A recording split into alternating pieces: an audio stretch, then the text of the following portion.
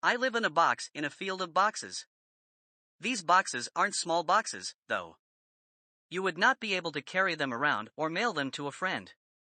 They're large and rectangular. It has a door in the front and several windows along the side.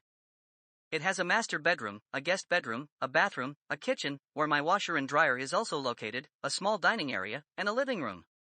There is metallic siding on the outside of my box. I suppose that's there to protect it like armor on a knight. Many of these boxes in this field aren't very nice. It looks like they're dirty and falling apart. Reminds me of dungeons. The family next to me has a box like that, dirty like a dungeon. There's a man that lives in the box. He has a wife and 2 kids, a boy and a girl. I don't like the man much. He reminds me of my uncle. I hear him yelling a lot. Mostly at his wife, but sometimes he yells at his kids too. Once, I watched as his wife ran out of their box and the man ran after her. He grabbed her by the hair and tried to pull her back inside. She screamed and clawed at him. She did manage to get away, but she came back later that night. I didn't see her again for a few weeks. Not all of the boxes in the field are dungeons like that. Some of them are really nice, like palaces, with nice people who live in them. My box is a palace and I am its king. It's the nicest one in the field. It's filled with fancy wood furniture with nice designs on them. There are very fine paintings on the walls. Some were done by Monet, others by Van Gogh. I like them, they're good. I couldn't get any of the actual paintings, but I did find some big posters and I put them in some really nice frames. It makes my palace look even nicer. The favorite things in my box, the thing that truly makes it a palace, are my dolls. I have a lot of them. They're very pretty. They're made of porcelain and are all hand-painted. They wear fancy dresses of all different kind of colors. My favorite one is in the center. I made her and she is the most beautiful. That's why she's the queen of my palace. She sits on a small throne that I made for her and is surrounded by all the other dolls that love her. They are her royal subjects. I wanted to have my own dolls ever since I first saw one 20 years ago when I was only 7. It was my mama's doll. She had it in a special case that was way high up on the wall. The doll had brown hair that was a lot like my mama's. It wore a big blue dress. The dress was very fancy. It wasn't like anything I had ever seen anyone wear in real life. My mama told me that it was an old kind of dress, like ones people wore back when there were princes and princesses and castles all over. I really liked this doll. For a time it had been my only friend. Back when my dada first went away and my mama had to get her own job. Mama couldn't afford daycare then, so she had to leave me alone with a babysitter. I used to be sad because other kids my age got to go to school. Though my mom said I didn't have to go to school yet because I was a special boy. After that I wasn't sad about having to stay with the babysitter even though I didn't like her much. She only talked on the phone all day and never paid any attention to me. So I would go to the wall and talk to the doll. She was shy at first, never saying a word. After a while she would respond to me, and later she began telling stories. She told me she had once been a queen in a far-off land. I liked hearing about it. When my mama would come home, the doll wouldn't talk to me anymore. That was okay though, because mama would tell me the same kind of stories. She would tell me stories with knights slaying dragons and kings marrying queens. These have always been my favorite kind of stories. To me, my mama looked like a queen from those old times. She was very beautiful and she wore nice things. She would sing songs to me to make me feel happy. I was very happy then. We lived in a palace that was high up above everyone else. My mom and I would sit by the windows and look down at the street. Do you see all those small things moving around down there? She would ask me. Yeah, I would say, they kinda look like ants. They do look like ants, but they're people, like you and me. They are all going about with their lives. Some are good people and some are bad people. Which ones are the bad people, Mama? Do they look scary? Not really, they usually look a lot like the good people. That's why you have to be very careful, especially when you're a small little boy. Then she would tickle me so I would laugh and I wouldn't get too scared. One day Mama set me down with some toys and told me to just play with them for a while. She was going to take a bath and she didn't want me to get bored. My mama liked taking baths. She said it was her time to relax, so I wasn't supposed to disturb her. I played with my toys for a long time, longer than usual. Soon it was dark out and I knew it was past my bedtime. I was hungry, since I hadn't gotten to eat all day. I didn't want to tell my mama because I wasn't supposed to while she was having a bath. So I went into the kitchen and found an open bag of chips. I like chips, so I ate till I wasn't all that hungry anymore, and then I went to bed. I knew Mama would be happy with me because I hadn't bothered her while she was taking her really long bath. In the morning I went into my mama's room to see if she was awake yet. She wasn't in there. I was going to see if she was somewhere else when I noticed that the door to the bathroom was closed. I figured she must have still been taking her bath, so I quietly went to the kitchen and got myself some cereal. Then I played with my toys some more. The next day I was playing with my toys again. I was trying to be really quiet because my mama was still in the bath. She must have really been enjoying it because this was the longest she had ever stayed in there. She hadn't even taken me to my daycare like she usually would during the day. There was a knock on the door. I wasn't sure what to do because my mama didn't ever want me opening the door for people, so I ignored them. Then they knocked again. This time it was really loud and some man yelled, "Helen, are you in there? Are you okay?" I was afraid they would upset Mama in her bath, so I got up and opened the door. There was a man and a woman out there. They looked down at me. "Oh, hello.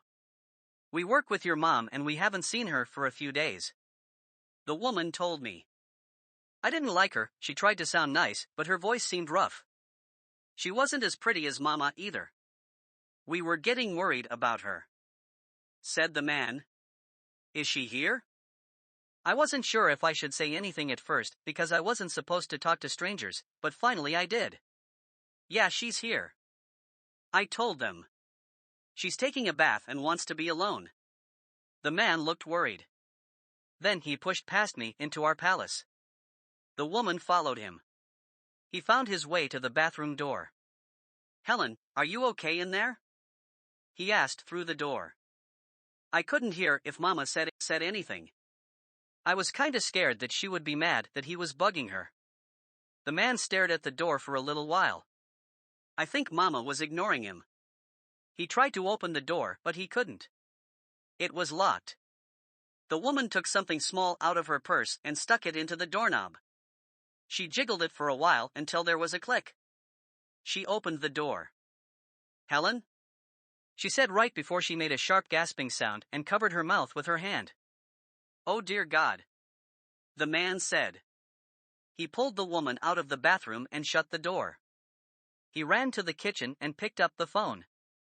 He dialed a number. I thought it was strange. When Mama called people, there was always a lot of beeps. When the man did it, there was only 3. Soon, there were a lot of people in our palace. They were going in and out of the bathroom. Some of them were even taking pictures. I was getting mad at them. I knew Mama wouldn't like this at all. "Stop it," I yelled. "Please stop. Mama isn't going to like this." A woman stopped and looked at me with sad eyes. I think she was a policeman, except she wasn't a man. "Your mom's gone, dear," she told me. I didn't see her leave. Maybe she left when I was sleeping the night before. "When will she be back?" I asked the policeman lady. "Oh, you poor dear, she's not coming back. Your mom went to heaven." She looked away for a while. I think she didn't want to look at me. She looked back after a while and her eyes were a bit red.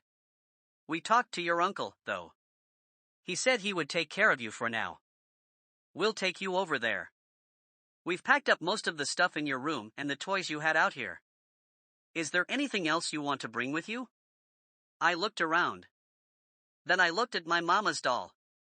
The policeman lady took it out of its case and handed it to me. I was very careful with it.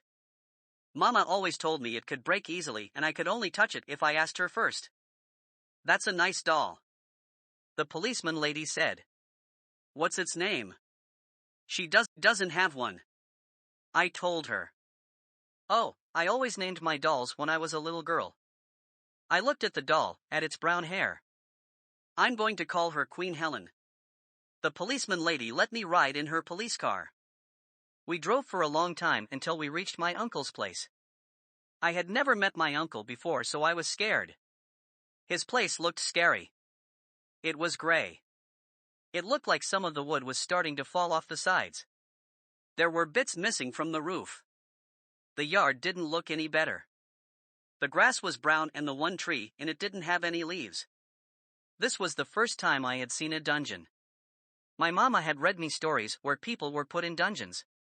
They were always dark and scary, just like this. That's how I knew that this was a dungeon.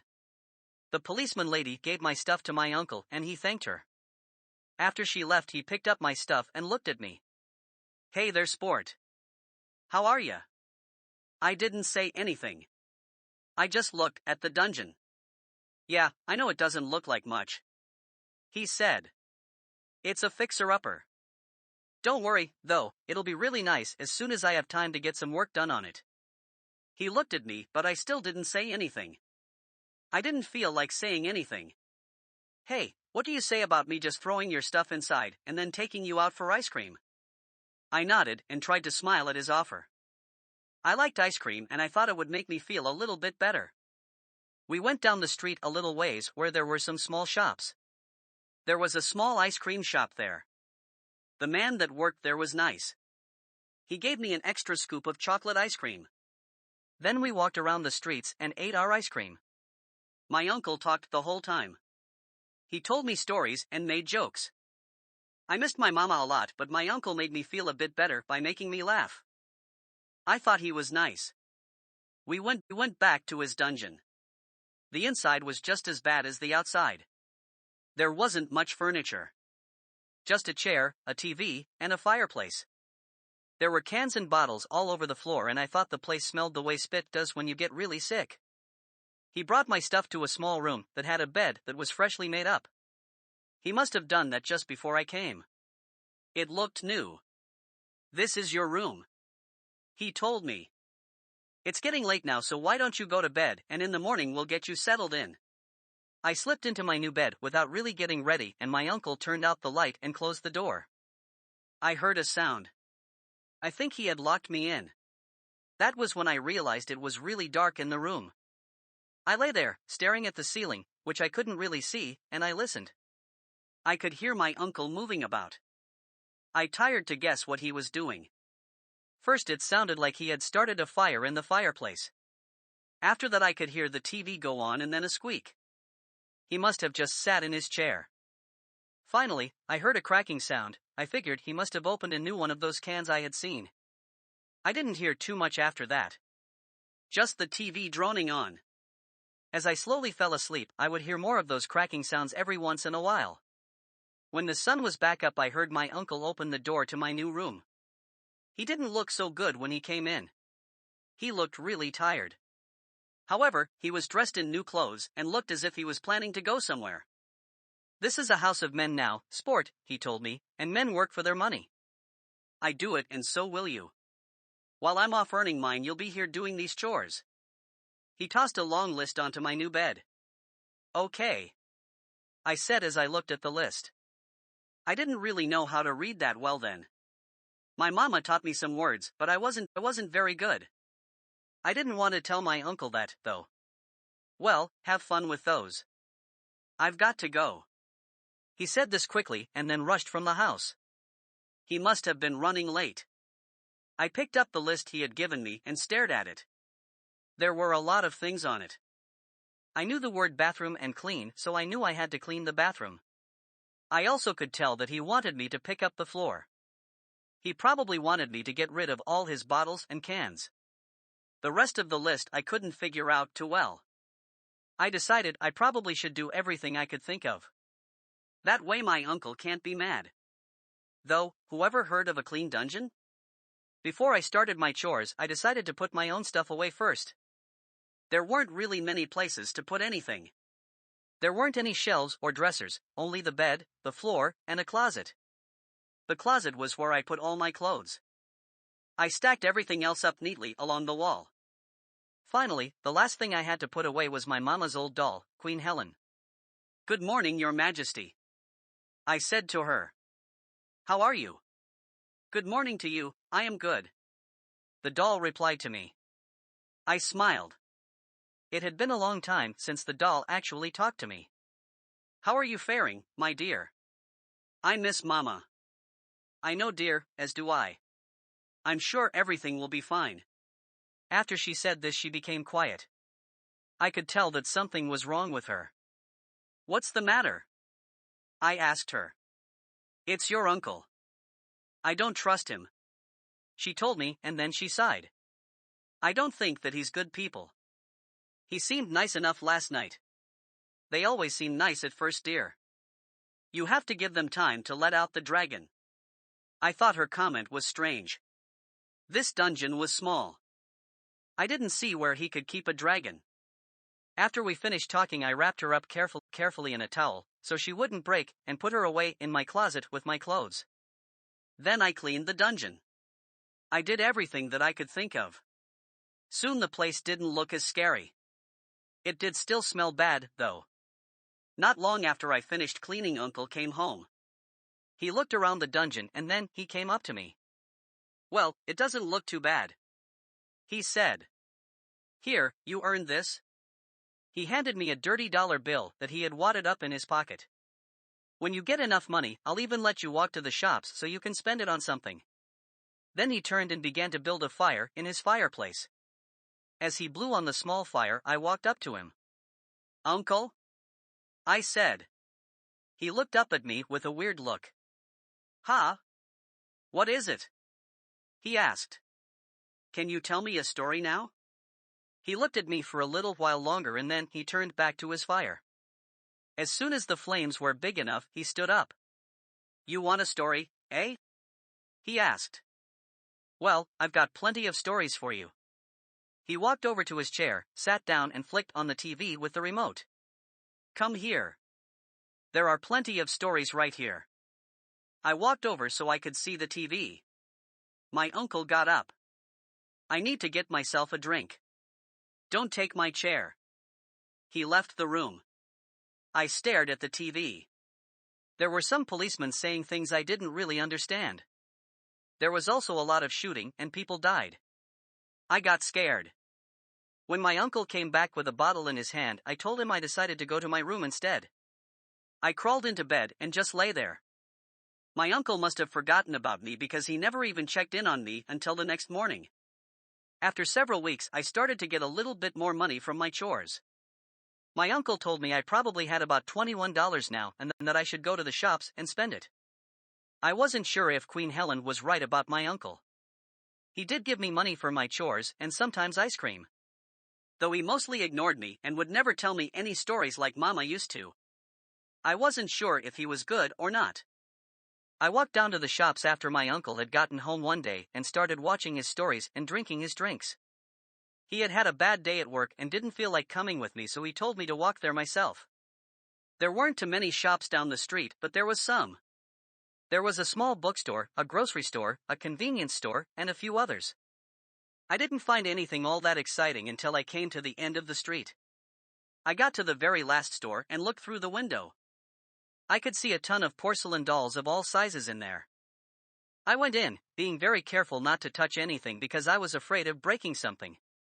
It was like a kingdom of dolls. It was the most wonderful thing I had ever seen.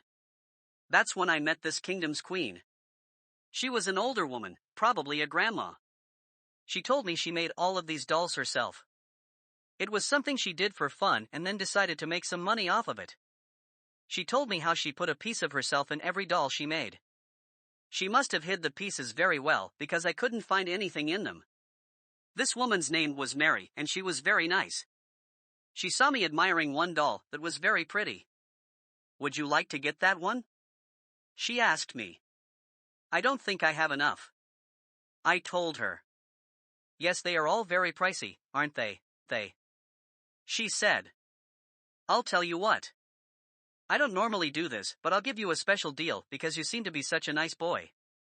She let me have the doll for just the $21 even though she originally wanted much more for it. I was so happy I ran all the way back to my uncle's dungeon. I went through the front door and then I stopped. I could see my uncle sitting in his chair in front of the TV. Just beyond that, he had another fire going. There were a new batch of cans and bottles on the floor, more than usual. My uncle looked sick, and I noticed that he stunk even worse than the dungeon normally does. "Hey there, sport. What did you get at the shops?" he asked in a weird way. I think something was wrong with him, but I wasn't sure what. Just a toy. My uncle just nodded at me and went back to watching his shows. I went to my room and took the doll out of the bag. I set it on the bed. Then I went into the closet and took out Queen Helen. "Look, Your Majesty," I told her. "I have a new doll. I think I'm going to name her Lucy. She can be your royal subject." I wrapped Queen Helen back up and put her back into the closet. I was going to wrap up Lucy too when my uncle burst into the room. "Hey, who you talking to?" he asked in his new weird way. That's when he saw Lucy. I could see his face become absolutely red. He grabbed Lucy from me and began to yell. The yelling made him sound even stranger and a bit scary. "You bought a doll. A freaking sissy doll." He threw Lucy against the wall and she seemed to explode. "This is a man's house, so you'll have man toys." He grabbed me tightly by my arm. He threw me into the closet and shut the door. "If I ever see you with a doll in my house again, I'll pick you up by your ears and hang you up in that closet by your thumbs.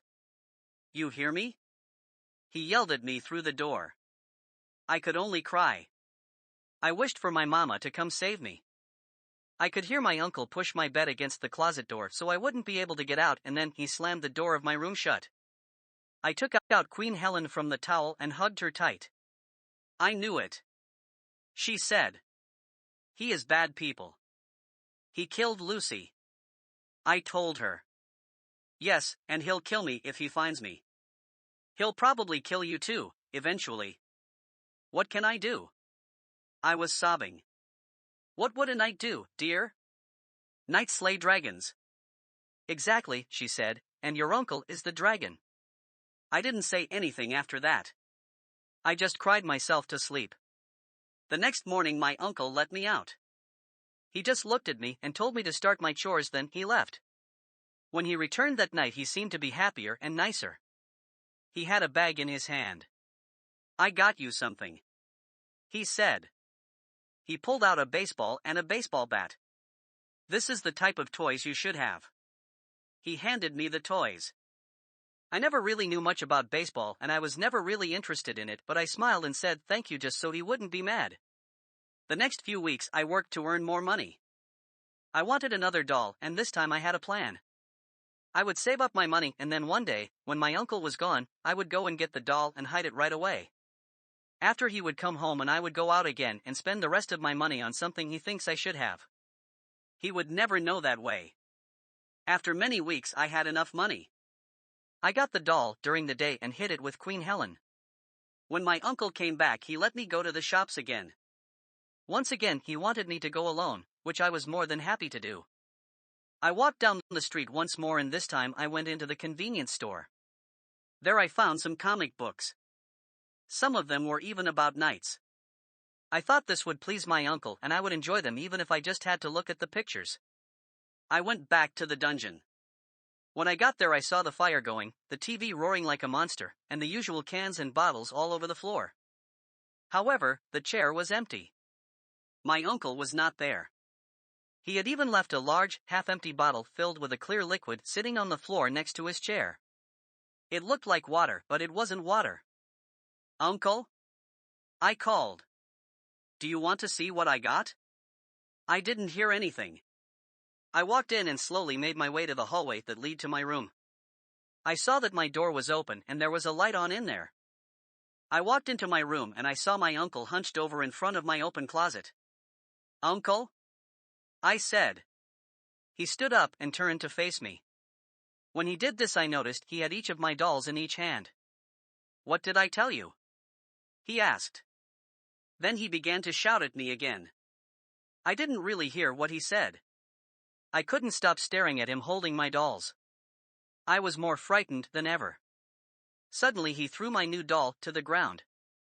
It shattered on the floor right next to the bat he had given me. He yelled some more, shaking Queen Helen as his face got redder and redder. I saw him pull back his arm. I knew he was going to throw my queen, my mama's doll.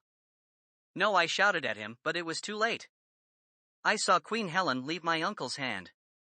I watched her as she flew through the air. I heard a shrill sound, and it didn't take me long to realize that it was Queen Helen screaming in fear. Finally, I saw her head crack against the wall. Pieces of her face began to shift and fall apart until it wasn't recognizable anymore. I stared at the mess, only half realizing that my uncle was still yelling. I leaned over and touched the brown hair, so like my mama's, that was once part of Queen Helen. My heart began to pound so hard that I thought I was going to throw up. I had never been so upset by anything before. I stood up and stared at my uncle for a moment. Then I yelled, "You killed her. Don't you talk back to me, boy," my uncle said as he came at me. I ran out of the way before he could get me. He almost fell when he missed me. I think he was sick again. He tried to get at me again. I picked up the baseball bat. "Put that down now." I didn't listen to him. He ran at me, his hands in fists. I swung the bat as hard as I could. I felt it hit his knee. I heard it crack. I saw it bend the wrong way. My uncle fell to the ground. I dropped the bat and ran out of the room. I ran out to where the TV was and curled up on my uncle's chair in fear. I didn't know what to do. "Now you're really going to get it." I looked up and I saw my uncle stumble and limp out of the hallway and stood right in front of the fire. He was holding my bat now. I knew what he was going to do. I reached down the side of the chair towards the floor. My fingers touched that half-filled bottle. Without thinking about it, I picked it up and threw it at my uncle. It shattered on the ground just like my dolls had just done moments ago. The drink that was inside spilled everywhere. Some went into the fire and some landed on my uncle. I didn't really know how, but there was suddenly fire everywhere. I heard my uncle scream, this time with pain and not anger. I couldn't see him. I ran out of the burning dungeon and didn't look back. I ran down the street to where the shops were. They were all closed, but I didn't care. I reached the doll shop and fell down in front of its door. I just lay there, breathing, all night. In the morning, Mary discovered me. She asked me what was wrong, and I told her everything. She held me until I felt better. After that, Mary took care of me. She would tell me stories and make me dolls. As I got older, she taught me how to make my own. Eventually, she let me take over her shop. I liked this, and I made the most beautiful dolls that I could. I would sell them to whoever wanted them. I then bought my box, hired a truck to wheel it to the spot I'm renting, and I made it into my own palace. After I got the furniture and the pictures on the wall, I knew it was only missing one thing, a queen. So I made a new queen. I worked hard on the doll, and it ended up being the best doll that I've ever made or saw. I named her Queen Mary and placed her on her throne. I even made a pretty crown and placed it on her head. The queen is dead. Long live the queen.